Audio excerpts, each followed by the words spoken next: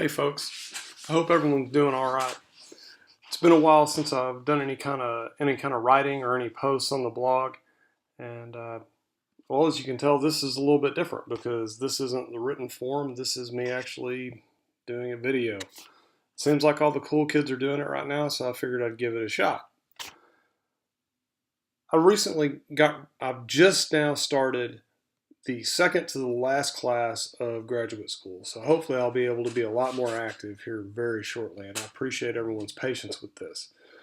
Over the Christmas break though, I did get an opportunity to do some additional reading and found some really powerful things that I wanted to share at least for a little bit this evening. If anything, maybe it'll spark some ideas for anyone who's doing any research or reading on their own, or if someone just wants some ideas of maybe some material to read because they're wanting to be a better watchman, because they're wanting to protect their family better than what they have been doing, or maybe there's a concern that is bugging them where they want to just get more information so they can protect those that they love and they care about, maybe in a little bit better fashion than what's being done today.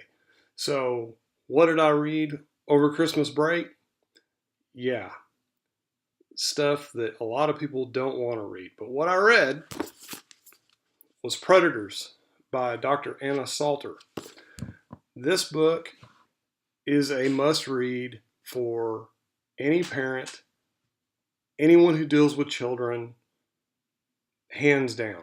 I've only read it once so far, and I will tell you that I will be reading it again. So let me give you some of the highlights of some of the stuff that I picked up on the first read. And it is really, really scary that I had never read any of her stuff before, but we've kind of been going to the same school. Although she's much smarter than I am, and she's done a whole lot more research than I have. But it is truly amazing that some of the conclusions, although I've never read any of her books, this is the first piece of material that I've ever read from this lady, we're in alignment on how to protect kids, primarily with something called universal precautions. Something that if we all go to give blood, the people who are working with us that are going to be sticking a needle in our arm, everyone's wearing rubber gloves. Those are universal precautions. Just the same, universal precautions regarding who it is that works with our children, the policies of organizations that work with our children. Very, very interesting finding that she had at the tail end of her book. One of the things that I wanted to talk about with her regarding her book, though, that I found very interesting, that I just wanted to talk a little bit about tonight, was deception. Talked about it many, many times before in written form. This is my first opportunity with the whole video side of it. We'll see how it goes. Hopefully people like it. Deception. There's a few things about this that really jumped out at me in the book. One is we all think that we're better at things than what we really are. I probably think that I'm a better driver than what I am. I probably think that I'm a better cook than what I am. Well, when it comes to detecting deception, yeah, I probably think that I'm better at it than what I really am. So in this book, she talks in a few different locations about how deception is used by predators, how they use this to gain access, how they use this to game our belief system. And then some of the other things that I found that were absolutely fascinating are that professionals that are trained in, I don't know, little things like law enforcement, stuff like that. Some of these people are no better than a coin flip to detecting whether or not someone is deceiving them or not. And they've gone to school for a lot of stuff like this.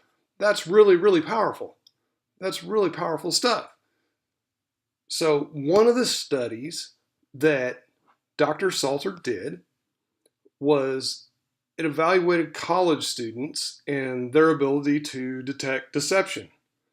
And basically, it was a matter of pulling out a coin and flipping it, and you'd have about as equal amount of chance detecting deception as what these college students had. There was another aspect to the detecting of deception where law enforcement professionals and whatnot were tested on their ability to figure out whether or not a deception was occurring. There was one agency that seemed to do better than 50%, 50-50, coin flip, right? And that was the Secret Service. The Secret Service, 29% of those that were surveyed from the Secret Service were better than a coin flip in deciding. The rest of them, coin flip. It's a coin flip. Another very interesting thing, and this has something to do with those particularly in a church type situation. As the Secret Service agents got older, their ability to detect deception went down. In the particular study mentioned in this book, those Secret Service agents that were able to detect deception better than 50%, so the 29%, all of them were under the age of 40. Now let's think about that in a church type setting. In church type setting, whenever you have church leadership, elders, deacons, how old are a lot of those guys? And they haven't had any of the training. They haven't had any of the training that the Secret Service has had. But do they think that they're better at detecting deception than what they are? If they're human, probably so. They probably think that they're better at detecting deception. The other concerning aspect of this is how many times, since they think that they're better at detecting things than what they are, and since perhaps they think maybe they're better at handling other situations than what they truly are, let's look at how some responses have gone regarding abuse, either within families and then them counseling families in the church, or abuse situations that happen in the church. Probably not that great. So with that, just wanted to give a little blurb about the book. I definitely put this one on my recommended reading list. I'll be updating the site shortly to reflect that. I would recommend it to people. If you're interested in a read on the topic of protecting our children, I'll tell you this book, Predators by Dr. Anna Salter, it covers some pretty dark stuff. It is not for the faint of heart. It is very, I guess you would say, clinical in some ways, and there's even some aspects of the book where Dr. Salter herself says, if you don't want to learn about this